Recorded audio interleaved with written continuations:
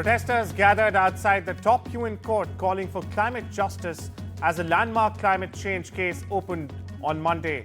The International Court of Justice took up the largest case in its history, hearing the plight of small island nations helpless in combating the impact of climate change they feel endangers their very survival.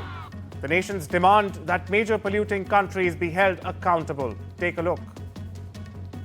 One of the questions, of the two questions that have been taken to court, includes historical responsibilities, and that includes reparations. There will be countries who will be putting forth their cases, especially in the Pacific, about historical responsibilities in terms of reparations and payments of countries that have actually caused the climate crisis in the developed world.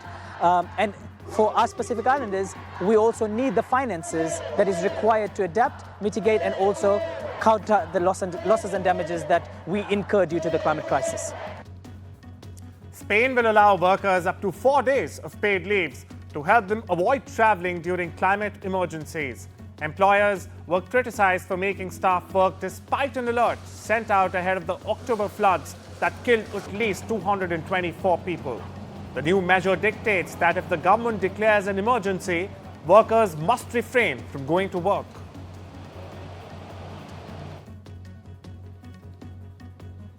US travelers battled harsh weather to get to home after Thanksgiving. Residents of the Great Lakes region saw additional snow and faced the prospect of even more buildups this week. Lake effect snow continued to fall on parts of western New York that were already blanketed with a foot or more over the past 4 days. Lake effect snow warnings were issued in parts of Ohio, New York, and Pennsylvania.